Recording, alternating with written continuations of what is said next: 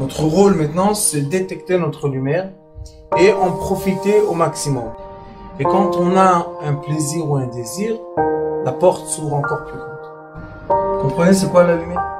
Lumière, amour. C'est pas important qui tu es, où tu es, comment tu es. Dieu t'aime.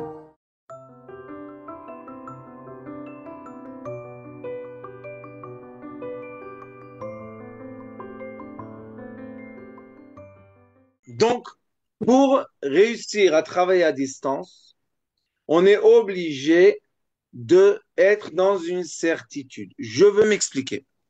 Des fois, la certitude, c'est parce que j'ai un doute. Ça existe.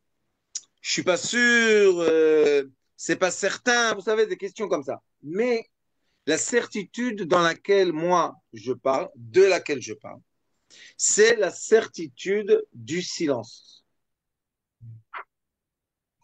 On ne peut pas travailler à distance quand on est perturbé dans notre tête. On ne peut pas travailler à distance. C'est impossible. Pourquoi c'est impossible? Parce que le travail à distance, c'est comme le rayon laser. Le rayon laser, c'est un instrument qui prend la lumière qui est diffusée dans une tube et avec énormément de miroirs, il concentre toutes les lumières et il les dirige vers un endroit. C'est comme ça que marche le laser. L'être humain a à l'intérieur de lui énormément de lumière. Chaque organe, comme les organes de l'intimité, au-delà les intestins, le duodénum, le foie, la bile, l'estomac, au-delà les poumons, le cœur, les reins, au-delà le cerveau, ce sont énormément de lumière. Chacun des organes de notre corps vibre à une autre fréquence. Si vous allez regarder sur YouTube ou ChatGPT, vous allez demander la question, dites-moi quelle est la fréquence des organes de l'être humain. Vous allez recevoir une liste. Vous allez voir qu'il y a la fréquence du foie et la fréquence de la bile et la fréquence des grands intestins, des petits intestins, des membres de l'intimité, de nos reins, de notre cœur, de notre poumon. Il y a des fréquences. Toutes ces fréquences-là, dans la physique quantique, on les appelle des lumières. Parce qu'en effet, la lumière, quand on arrête de la voir, elle continue à vibrer dans des fréquences. Et comme on ne voit pas, quand on regarde le corps d'un être humain, à l'extérieur, on ne voit pas. On ne voit pas la lumière. Mais en vrai, ceux qui ont un peu étudié la chiropractique, je vous conseille de regarder juste pour avoir une idée. Ceux qui ont regardé la chiropractie savent que, en effet, c'est une médecine de lumière. Ce qu'il a dévoilé, le monsieur qui l'a inventé, qu'il a trouvé, il n'a rien inventé, il a compris qu'en effet, les maladies, c'est un problème de circulation de lumière. Et cette circulation de lumière passe à travers toutes les cellules de notre corps. Alors imaginez-vous que nous avons je ne sais pas combien de trillions de cellules dans notre corps, et chaque cellule, c'est une petite lampe, ou bien un petit photon. Et maintenant, quand je veux commencer à travailler à distance, je dois diriger toutes ces lampes à une direction qui est comme ce que je fais dans un tube de laser. Dans le tube de laser, j'ai une lampe qui diffuse la lumière normalement et j'ai plein de petits miroirs qui vont concentrer jusqu'à arriver vraiment à des hautes puissances et des très grandes précisions. Ce que je peux vous dire, c'est que j'ai déjà traité des gens à distance à travers le téléphone. C'est pas du tout difficile. Ça marche exactement la même chose sans l'écran. Sauf que quand on traite à distance à travers l'écran, on voit le changement sur les visages d'une personne. Je ne sais pas, c'est quand vous revoyez les films, les vidéos, des cours, je ne sais pas si vous voyez les méditations, mais regardez le visage des gens. Bonjour Madame Déborah. Regardez le visage des gens pendant la méditation quand vous regardez le film encore une fois. Et vous allez voir qu'il se passe quelque chose. Vous devez vous poser la question. Pourquoi j'arrive à rentrer dans cet état de méditation à distance et quand je veux essayer de le faire tout seul, je n'arrive pas tellement. C'est une des questions.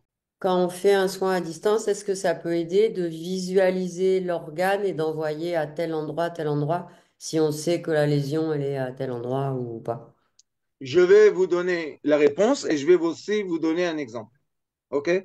Moi, toujours, quand les gens ne vont pas bien, je demande quelque chose. Une prise de sang, et des fois, quand il y a des tumeurs, je demande à regarder la tumeur, je demande le compte rendu. Si on étudie bien la biochimie et la biologie, comme vous le savez, vous bien l'anatomie, quand je précise mon rayon laser, je peux arriver à une précision très, très, très fine. Quand je ne sais pas ce domaine-là, il y a des gens qui n'ont pas étudié la médecine, mais quand même, ils travaillent à distance. Là, qu'est-ce qu'ils font? Ils s'annulent complètement pour que la lumière aille chercher toute seule le problème qu'il y a. Je vais vous donner un exemple. Vous savez qu'il y a la médecine quantique. C'est quoi la médecine quantique? Il y a un ordinateur. On connecte les personnes avec 4 électrodes, comme on fait le EKG. Et la machine, l'ordinateur, commence à envoyer de l'électricité très fin, un courant très fin. Et maintenant, le courant, ça marche comme dans l'électricité normale.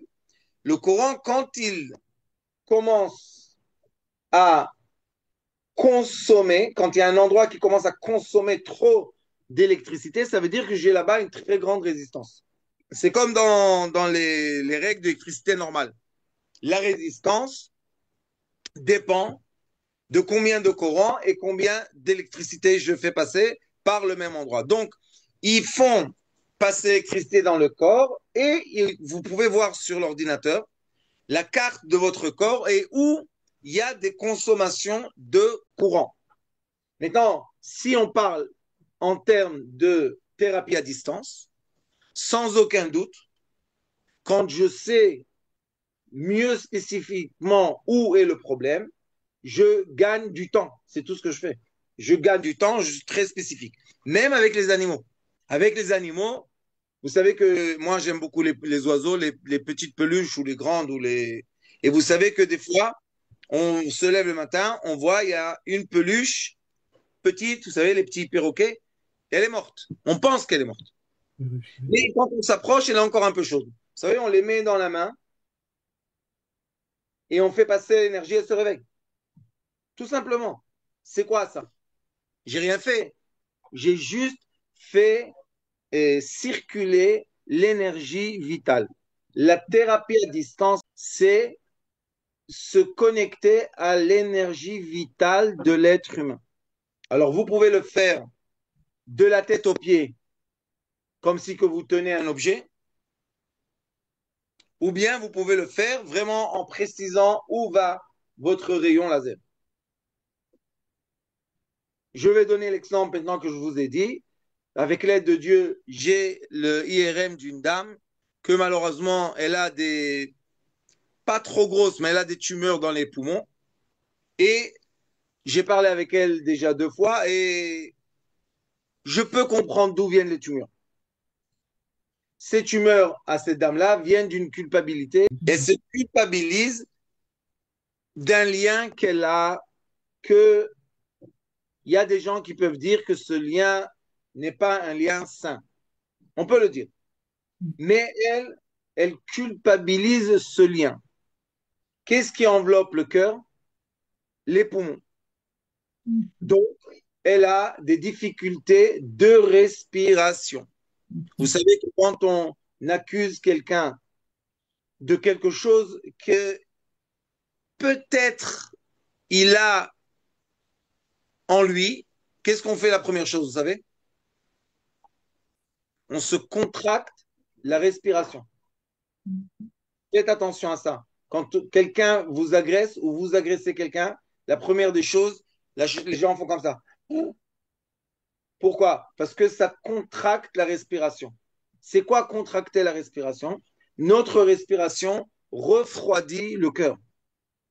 Les poumons sont là pour refroidir le cœur.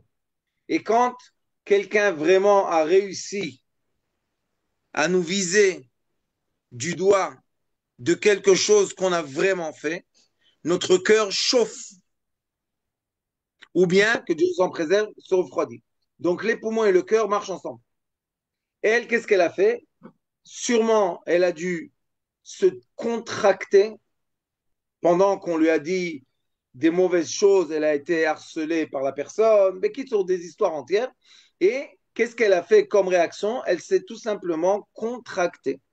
Maintenant, j'ai les images et j'espère que je pourrai vous montrer l'IRM. Avant, je l'ai, mais je pourrais vous montrer l'IRM après. On peut lui nettoyer complètement les poumons. Sauf le seul débat que j'ai avec elle maintenant, c'est je ne me mérite pas que tu me soignes. Imaginez-vous le débat. Je lui ai dit quel était le problème. Je lui ai dit comment il se manifeste dans son corps. Elle m'a envoyé l'IRM qui prouve que ce que j'ai dit, c'est vrai. Maintenant, on a un débat. Quel est le débat? Je ne mérite pas que tu me soignes. Je dis pourquoi tu ne mérites pas que je te soigne? Parce que ce que je fais, c'est grave. Je lui dis, et qui a décidé que c'est grave? La preuve que tu es vivante. Qui a décidé que c'est grave?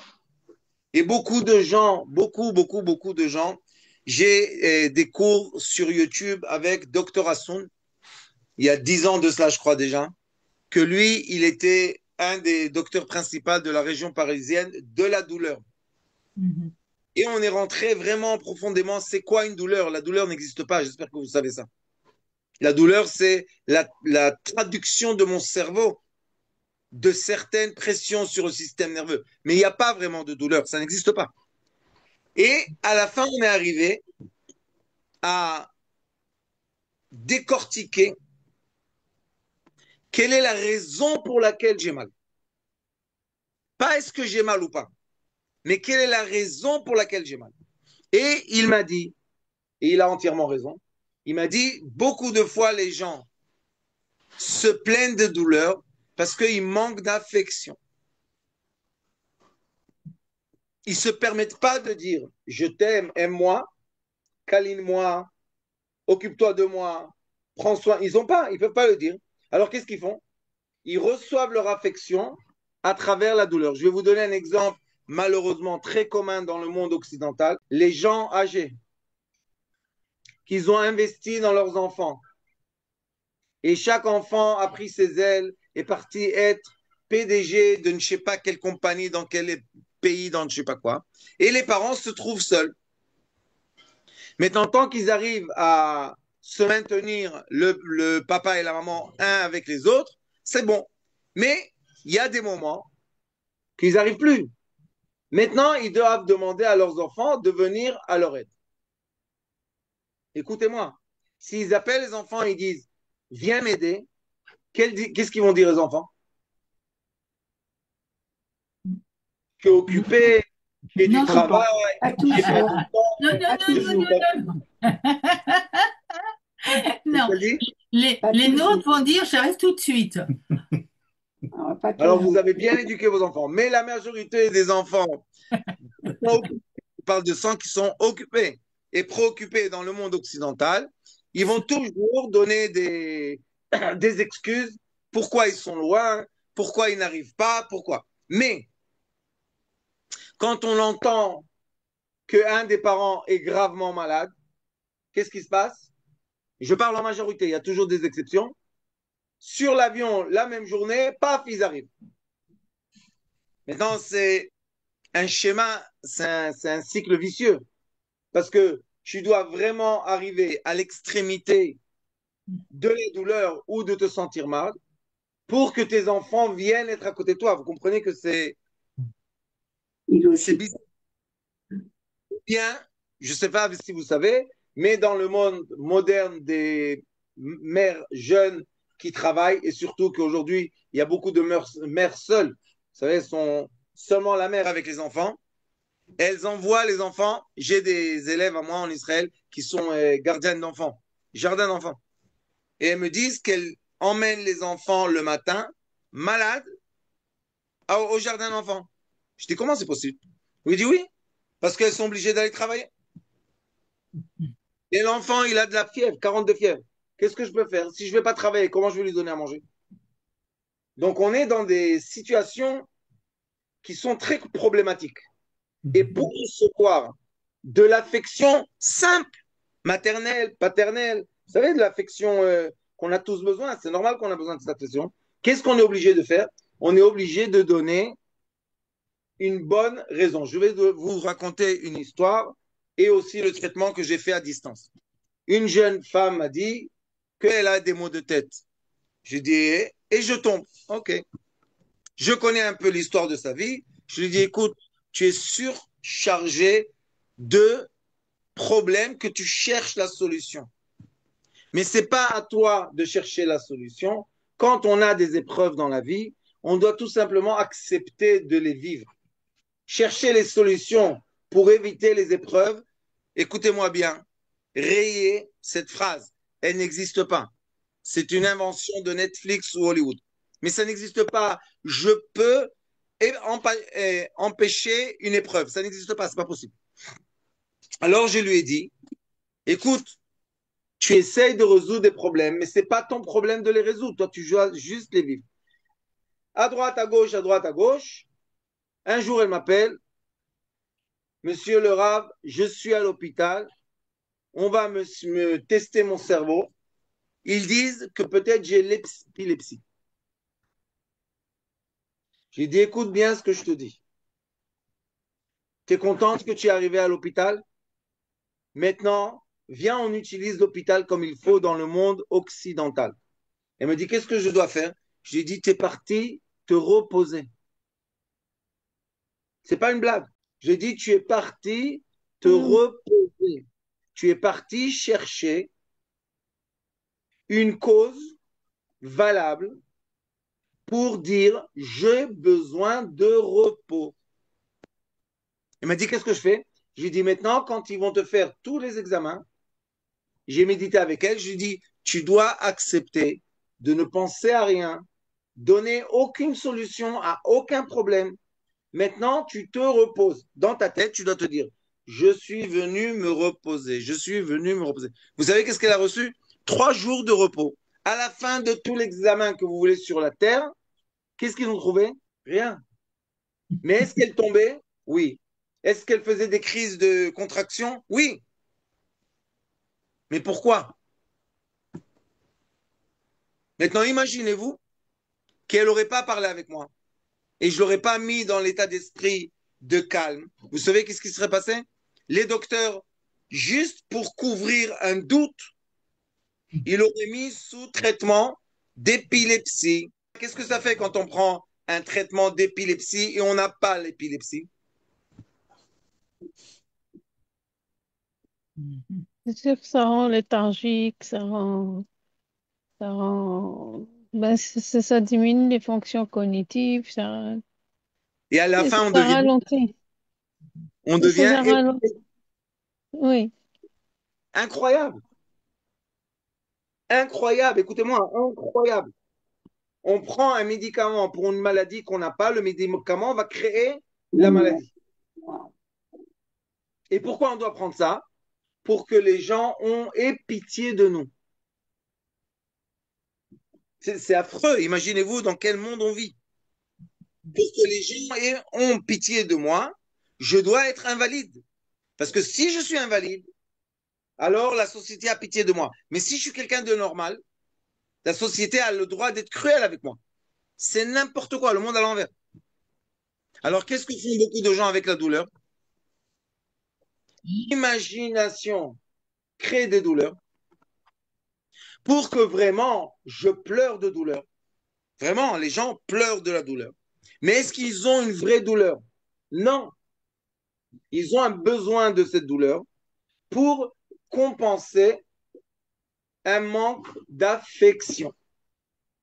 Ou bien, l'autre alternative qui fait encore plus mal quand on l'entend, c'est que des gens se punissent eux-mêmes. C'est affreux. Eux décident qu'ils ont fait une mauvaise chose. Ils n'ont pas parlé avec les gens. Et maintenant, ils vont emmener sur eux une maladie pour se punir de la mauvaise chose qu'ils ont fait. Ils n'ont rien fait de mauvais. Alors pourquoi la maladie? Et je ne sais pas si vous savez, mais dans notre corps qui est très très intelligent, nous avons deux systèmes nerveux, le sympathique qui contracte et le parasympathique qui décontracte. Quand le système sympathique, on a appuyé le bouton rouge, le corps va être malade. Quelque part, un organe, une articulation, quelque chose va commencer à faire mal. Pourquoi? Parce que je me contracte. Ça veut dire quoi me contracter? Écoutez bien ce que je vous dis parce que maintenant, ça nous rejoint la thérapie à distance. Je me contracte pour que la lumière ne passe pas à travers moi. Je ne mérite pas de la lumière, malgré que la lumière sera toujours présente tant que je suis vivant. La lumière nous aime beaucoup, beaucoup, beaucoup. Mais moi-même, je vais me punir. Et quelle est la punition? Je vais me contracter. Et quand je vais me contracter, la lumière ne pourra pas passer de façon fluide par mon corps et je vais commencer à avoir des infections, des douleurs, des radicaux libres et tout ce que vous voulez, jusqu'à avoir vraiment des maladies très importantes. Donc, à distance, on peut vraiment décontracter les gens. Et sachez que Aristote a dit que 80% de la guérison d'un être humain dépend de quoi? De ce que va lui dire le docteur. Et il y a eu des essais qui ont été faits comme ça, que des gens avaient des vraies maladies et le docteur lui a dit, tu prends ce placebo, il lui a pas dit que c'est un placebo, tu prends ça 4 jours, c'est fini, et vraiment des maladies ont disparu. Et il y a des gens qui n'avaient rien du tout. Et le docteur lui a dit, oh là là là, C'est pire que tout, ça. oh ya ya, comment tu as attrapé ça? Où tu étais? Qu'est-ce que tu as fait? Ils ont rien dit. Juste, tu as bien culpabilisé la personne. Après 2 jours, tu lui fais une prise de sang. L'enfer dans le sang de la personne. Et la parole du docteur, c'est thérapie physique ou à distance? Il parle, c'est à distance. Moi, j'ai étudié une étude d'une docteure en Amérique qui a dit que le placebo, c'est bien dans les médicaments, mais est-ce que ça marche aussi dans les opérations? Vous savez ce qu'ils ont fait? Ils ont pris 20 personnes qui avaient besoin d'une chirurgie du cœur, vous savez, les artères. Et ils ont pris 10 personnes, ils leur ont vraiment fait l'opération, et 10 personnes, ils ont juste ouvert. Ils n'ont rien touché le cœur. Et les gens qui n'ont pas touché le cœur, mais ils étaient sous effet placebo psychologique, ils ont guéri mieux que ceux qui leur ont vraiment fait des greffes des artères. Donc ça veut dire que nous avons à l'intérieur de nous l'auto-guérison. Et dans la thérapie lumière, notre but, notre volonté, c'est de déclencher chez le patient l'auto-guérison. Mais tant que le patient culpabilise, tant que le patient a un besoin de sa maladie pour des raisons qui ne sont pas physiques, sentimentales, que les gens aient de la peine pour lui, etc., etc., etc., etc., tant que c'est comme ça, le tuyau d'énergie vitale est vraiment bouché. C'est vraiment, vraiment bouché. Et ça crée des douleurs affreuses. Et de l'autre côté, quand la lumière ne traverse pas les tuyaux comme il faut, malheureusement, nous avons des manques d'énergie qui vont créer toutes sortes de problèmes, de maladies. Donc, on voit que si j'arrive, par la discussion, permettre à la personne de s'accepter, j'ai en effet à distance ouvert ou débouché les canaux de lumière. Pour que j'arrive à le faire, écoutez bien ce que je vous dis. Je ne peux pas être dans le doute. J'entends beaucoup de fois de thérapeutes qui me disent, on va voir si ça marche. Je lui dis, si tu me dis, on va voir si ça marche, tu n'as pas le droit de le faire. Tu es dans le hasard. Vous savez que nous avons une élève qui s'occupe des minéraux. Elle s'appelle Sarah. Je crois que vous avez entendu un cours qu'elle a dit. Vous savez que Sarah, j'ai commencé à la connaître, je crois, il y a 2, 3 ans, je lui ai dit, Sarah, écoute, tu es obligé de m'expliquer la forme et la couleur des minéraux. Elle m'a dit quoi? Je lui ai dit, tu vas aller étudier et je veux l'explication chimique. Pourquoi les minéraux sont lisses? Pourquoi il y en a qui sont de telle forme? Pourquoi il y en a qui ne sont pas transparents? Pourquoi il y en a qui sont transparents? Quelles sont les couleurs? La pauvre, je l'ai bien cassé la tête. Elle m'a dit, tu sais quoi, Rav, je prends le challenge. Et vraiment, quand elle explique aujourd'hui la thérapie des minéraux, vous comprenez ce qu'elle dit. Et comme on comprend ce qu'elle dit, depuis qu'elle est vraiment bien structurée, elle arrive à avoir des résultats beaucoup plus forts sans moins d'efforts. Le résultat est beaucoup plus puissant avec beaucoup moins d'efforts. Pourquoi moins d'efforts? Parce qu'elle n'a pas de doute. Elle comprend ce qu'elle fait. Dernièrement, j'ai eu ici un monsieur qui fait l'acupuncture chinoise. Il me dit, Rav, je peux te piquer? J'ai dit, non seulement tu peux me piquer, mais quand tu me piqueras, je te dirai où passe le trait. Vous savez, dans l'acupuncture, il y a des traits. Je lui ai dit, je te dirai où passe le trait. Il me dit, ah bon? Je dis, oui, parce que je me permets de recevoir. Mais si j'ai peur, je suis angoissé, j'y crois pas, je n'y pense pas, je suis dans mon téléphone quand on s'occupe de moi, qu'est-ce qui va se passer? J'ai bouché les canaux d'énergie qui existent dans mon corps. Donc, si on est thérapeute et on veut travailler à distance, on doit aussi être assez aligné à soi-même pour comprendre est-ce que le patient vraiment est maintenant là pour recevoir ce que je lui donne ou bien maintenant il n'accepte pas de recevoir ce que je lui donne. S'il n'accepte pas, écoutez-moi bien, le problème n'est pas dans ce que vous faites, le problème est chez celui qui doit recevoir le bon effet de ce que vous faites. Et s'il n'accepte pas de le recevoir, tout simplement, il ne faut pas gaspiller de l'énergie. C'est très simple. Des fois, il faut dire aux gens, va acheter tel et tel minéraux, tel et tel, je ne sais pas quoi. Il faut faire un processus que les gens, tout doucement, aient confiance, se rapprochent. Et un jour, Bezrat Hashem, quand on a vraiment une bonne confiance, les gens eux-mêmes se connectent à nous et demandent qu'on s'occupe d'eux, même à distance. Il n'y a plus de doute. Vos questions, s'il vous plaît. Donc, au départ, c'est quand même peut-être plus pratique de se mettre en accord avec la personne pour faire à un moment donné que la personne se mette justement en ouverture. Oui, il faut que la personne ait confiance. Je vais vous dire 2 choses.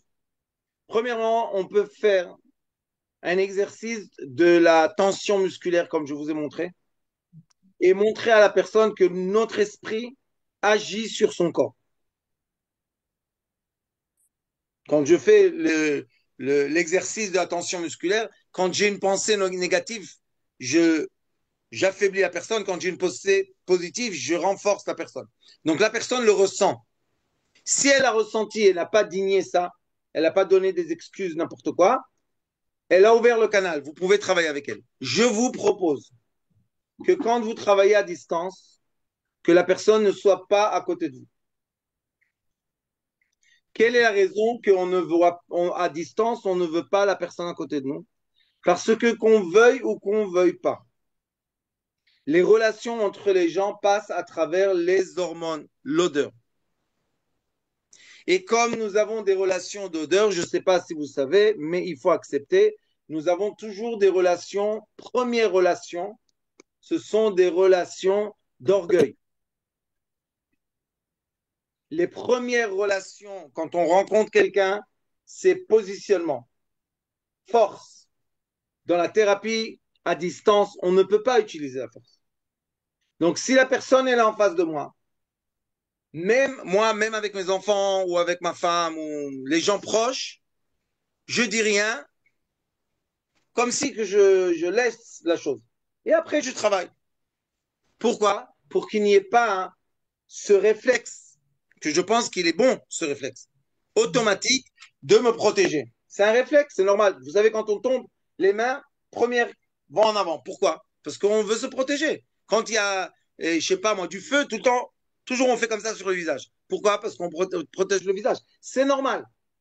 C'est normal. Il ne faut pas se vexer. Au contraire, il faut accepter. Et c'est plus facile quand ta personne s'éloigne. Et maintenant, on commence à travailler à distance. Je suis obligé de vous dire, le Hari Akadosh dit minimum effort, maximum résultat. Le monde supérieur métaphysique travaille avec des règles inverses au monde physique. Dans notre monde physique, maximum d'efforts, maximum de résultats. Dans le monde métaphysique, minimum d'efforts, maximum de résultats. Des fois, il suffit juste de penser au prénom de la personne pour que la lumière de l'âme de cette personne se reconnecte à elle. Comme on le voit, et je suis sûr que vous avez vu ça beaucoup dans votre vie, quand quelqu'un est possédé par une onde négative, ça se voit tout de suite dans les yeux. On le voit tout de suite dans les yeux. Vous regardez la photo de la personne, vous voyez tout de suite dans les yeux que quelque chose ne va pas. Cette chose qui ne va pas, c'est un manque de lumière. Ça veut dire que la personne, accident, jamais juger les gens et les accuser de quoi que ce soit. Accident, ils sont rentrés dans un point rond et il y a eu un accident. C'est des accidents. C'est pas quelque chose qu'une personne veut parce qu'après la quantité de souffrance, c'est pas possible que la personne s'est demandé une telle souffrance. Donc, qu'est-ce qu'on doit faire? On doit connecter la personne à sa propre lumière. Et ça demande minimum d'effort. Si j'insiste, et je ressens que j'insiste, ça veut dire que je suis en train d'appliquer de l'effort.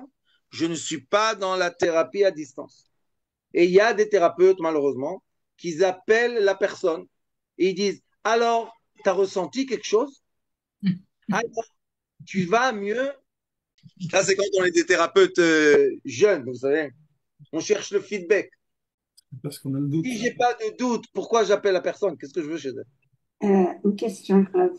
Oui, Quand la personne, on arrive à la distance naturellement, on arrive à la connecter à sa lumière. Nous, en tant que thérapeute, on se met à première des choses au point zéro, mais très, très, très profond. toujours au point zéro. On ne peut Oui, pas très travailler à profond. distance quand on n'est pas dans le point zéro, madame. Ça D'accord. n'existe pas. Vous devez comprendre que le point zéro que je vous enseigne, ça doit être une technique. Il y a des gens qui essayent par force de rentrer. Non, c'est une technique. C'est comme je sais mettre ma main comme ça. Qu'est-ce que je sais la mettre comme ça, c'est tout. C'est une technique. Dès que je vous ai dit Par qu'il faut répétition. 2 fois par jour, mais dès que vous entraînez et vous arrivez à ressentir ce silence, vous avez la technique. C'est un outil. Est-ce que Mais je ça se, peux être toute la journée dans le silence du point zéro? Rav, excusez-moi, ça se ressent aussi par un point ici au sternum. En étant aligné, je ressens des fois un point au sternum. Qu'est-ce que c'est? Rabanit, chez vous, vous ressentez ça parce que là-bas, ça bloque. Mais chacun va avoir une autre sensation du point zéro. D'accord. Moi, j'avais une question, Rav. Au fond, on avait un prof, il nous expliquait que ben, eux, ils traitent la douleur de façon chronique. Et il nous a dit avec toutes les armes thérapeutiques qu'ils ont, déjà s'ils baissent le niveau de la douleur de 30%, c'est déjà excellent pour eux. Et jusqu'à maintenant, il n'y a plus de nouvelles molécules qui... Tu sais, ils essayent tout, là, et les GABA. Et ils ont dit s'il y a comme un champ pour trouver des nouveaux traitements, c'est dans le traitement de la douleur chronique. Parce que peu importe, à un moment donné, c'est ça, ils leur recommandent aussi de faire du tai chi pour se reconcentrer. Et, et c'est ça, ce que vous nous dites, vous nous avez dit tantôt, c'est que c'est comme une douleur qui est entretenue de façon inconsciente. C'est entretenu spirituellement. C'est pour ça que tous les cachets du monde ne peuvent pas aider ça, sauf si on endort la personne. Si on emmène la personne à être anesthésiée, elle n'aura plus de douleur. Mais quand une personne est anesthésiée, elle ne peut pas fonctionner. Elle ne peut pas agir. Donc c'est un paradoxe, toujours, entre combien d'antidouleurs je donne et combien de fonctionnement à la personne, garde de fonctionnement. Vous savez qu'il y a beaucoup de gens qu'on leur donne des antidouleurs et la première des choses qui ralentissent, c'est la mâchoire. Ils ont la parole devient très lourde, la Mhm. langue et là, ça tombe. Donc maintenant, ils ont un problème de quoi? C'est possible que j'ai réduit la douleur de la personne, mais j'ai réduit son fonctionnement. Donc, j'ai pas réduit la douleur. J'ai masqué la douleur. Nous, ce qu'on fait, je vous dis encore une fois, avec la douleur, c'est pas du tout compliqué. J'ai un exercice, je sais pas si je vous ai montré. Je prends le bout de doigt où il y a beaucoup de nerfs et j'appuie très fort. Comment je sais que j'appuie? Regardez, ça devient blanc. Le bout de doigt, vous voyez, il devient blanc. Donc, si j'ai appuyé fort, ça veut dire que maintenant j'ai très mal. Vous voulez essayer? Essayez, vous allez ressentir, il y a des douleurs très fortes. Le bout du doigt et j'appuie comme ça. Cette douleur-là, on peut l'ignorer. Comment j'ignore une douleur? Je ne sais pas si vous savez, mais vous pouvez faire l'essai, c'est très facile. Quand les gens ont des douleurs chroniques et vous leur mettez à la télévision une émission ou un film qui les intéresse, ou bien même une conversation avec quelqu'un qui les intéresse, est-ce qu'ils ont mal? Non, non. Parce que notre cerveau marche en trait. Il ne marche pas en parallèle. Je ne peux pas être préoccupé par deux choses dans mon cerveau. Le roi Salomon dit, En shte marshavot belev echad. Le cerveau n'est pas capable de gérer ensemble, en parallèle, deux choses. Ça sera toujours un Non. après l'autre. Ça va très vite. C'est pour ça qu'on pense que c'est ensemble. Mais en vrai, ça marche seulement en ligne. Donc, si maintenant mon cerveau est très préoccupé par un film ou par une discussion, il ne peut pas imaginer la douleur. Alors, qu'est-ce qu'on fait? On appuie très fort sur les doigts d'une personne. Et maintenant, écoutez bien parce que vous pouvez le tester, c'est très simple. On lui dit, concentre-toi sur une personne que tu aimes. Que la douleur, c'est quoi? C'est un réflexe de repousser. D'accord? Quand j'ai mal, je veux que tu me laisses. Alors, mes muscles, qu'est-ce qu'ils font? Ils vont essayer de me pousser. Quand la personne est contractée, est concentrée, vous savez qu'est-ce qu'on ressent? Qu'il n'y a plus de résistance musculaire. Et là, la personne n'a aucune douleur. Je vous parle d'une douleur que si moi j'attrape les doigts comme ça et je donne un petit sympathique, elle est par terre. Ah! Et si elle va faire le travail que j'ai dit, elle ne ressent plus. Qu'est-ce que j'ai fait? J'ai travaillé avec la concentration de la personne. C'est ce qu'on fait dans les arts martiaux. Quand les gens ont des douleurs, ce qu'on leur dit de faire, c'est de méditer. Et sachez qu'après 3 4 heures d'entraînement d'arts martiaux, Le corps fait mal. Il n'y a rien à faire contre ça. C'est trop pour le corps, mais c'est comme ça qu'on arrive au résultat. Alors, ils méditent tous. Je vais vous donner encore un exercice très intéressant. L'eau glaçante. Un bain de glace, d'eau gelée. Vous savez qu'est-ce qui se passe? Le cerveau est tellement concentré par le froid qu'il va lâcher prise toutes les cellules dans notre corps. Et c'est comme ça que, par exemple, les sportifs, on les réanime complètement. On les met 15 minutes dans un bain très très froid, gelant presque, et après on les sort dans un bain chaud, comme ça, 2, 3 fois, on dirait qu'ils n'ont pas du tout fait d'effort avec leurs muscles. Pourquoi? Parce que le cerveau, quand on l'oblige à se concentrer sur une mission, il se donne à fond dans la mission et il oublie toutes les autres. Je ne sais pas si vous connaissez, mais vous avez tous eu un bébé dans les bras. Quand un enfant pleure, on lui dit, oh, regarde, si on a réussi à détourner sa concentration, qu'est-ce qui se passe? Ils arrêtent de pleurer. Tout de suite, tout de suite, qu'est-ce qu'on a fait?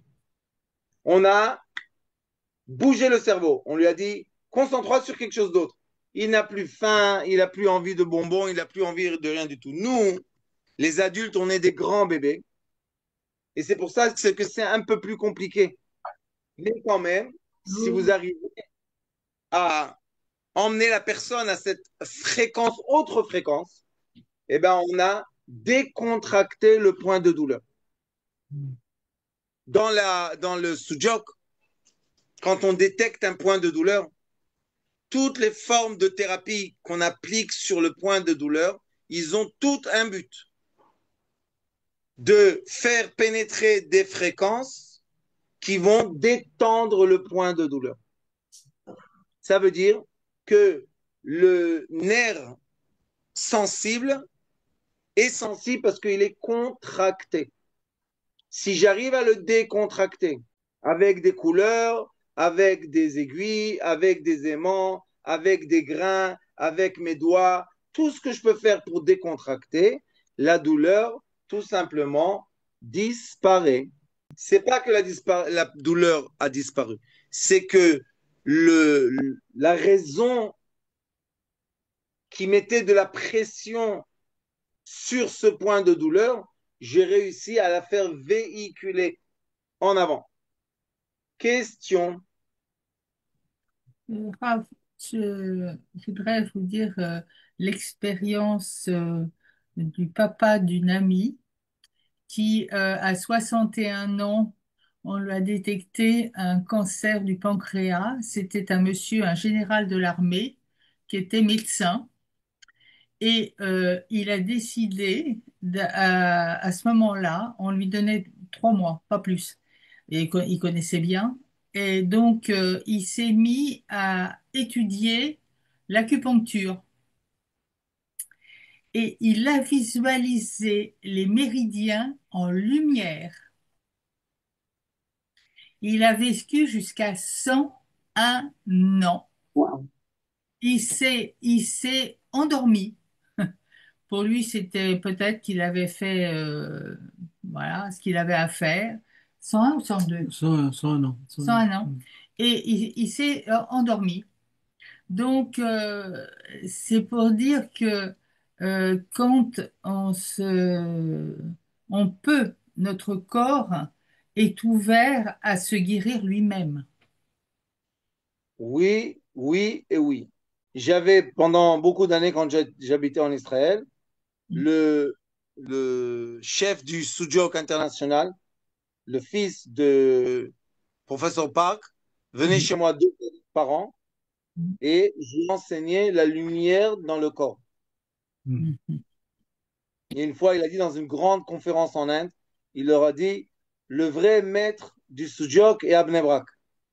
Parce que je lui ai dit, ton père, il a vu quelque chose, mais il n'avait pas les connaissances lumière, il avait les connaissances techniques. Alors, il a développé énormément de choses, mais à la fin de sa vie, il a dit, toute la guérison passe à travers le sourire. Il y a la méditation du sourire dans le Sujok. Il a dit, avec le sourire, je peux tout guérir. Et quand il a dit ça, vous savez qu'est-ce qui s'est passé? Ses élèves ont disparu. Ils ont dit, mais qu'est-ce que ça veut dire? On va sourire, on va guérir? Ah, ch'touillotte. Il faut piquer, il faut mettre des couleurs, il faut appuyer, il faut faire quelque chose. Et quand il a vu que son école va presque disparaître, il a repris le Sujok classique, mais il leur avait dit, sachez que le vrai Sujok, c'est comme vous dites, c'est une question de méditation. Alors il a regardé sur Internet, vous allez voir, la méditation du sourire Sujok. Il y a. Je vais regarder ça. Ça existe. Ça s'appelle Meditation Achiyuch, la méditation du sourire en Sujok. Oui. Et, en Qigong aussi, parce que pendant 6 ans, on a eu un maître en Qigong qui est venu faire des séminaires à la maison. Et c'était le petit sourire là, le petit sourire sur le visage, le petit sourire au niveau du cœur. Et un jour, je vais à la banque et je vois le directeur, il me dit bonjour. Et il avait une tête épouvantable. Et je lui dis, qu'est-ce qui vous arrive? Et il me dit, mais je dois voir le grand directeur de la région et il y a des gros problèmes. Alors, je lui dis, bah, écoutez, vous allez me prendre pour un peu une allumée, mais faites ça, mettez un petit sourire là, un petit sourire sur votre visage, un petit sourire dans votre cœur. Et bon, on se dit au revoir, tout ça. Un mois après, je vais à la banque, quelqu'un me tape dans le dos et je me retourne et c'était lui. Mais je me souvenais plus que je lui avais dit ça. Et il me dit, oh écoutez madame, je tiens vraiment à vous remercier, je ne sais pas comment vous remercier, mais vous m'avez sauvée. Alors je lui dis, mais qu'est-ce qui se passe? Mais vous savez, l'autre fois, vous m'avez parlé du sourire. Et je lui dis, ah oui, oui, c'est vrai. Et il m'a dit, écoutez, l'entretien avec mon grand directeur s'est passé remarquablement. Parce que je lui ai dit, ne souriez pas en ayant l'impression de vous moquer de lui, surtout. Et il me dit, non, non, non, non, écoutez, ça s'est très bien passé. Donc, le petit sourire, c'est une merveille. C'est une merveille. Et le grand sourire aussi. Mais oui, bien sûr. Modélisation du sourire. Question. J'ai des personnes autour de moi qui ont différentes souffrances dans le dos, dans la nuque, dans les mains. Et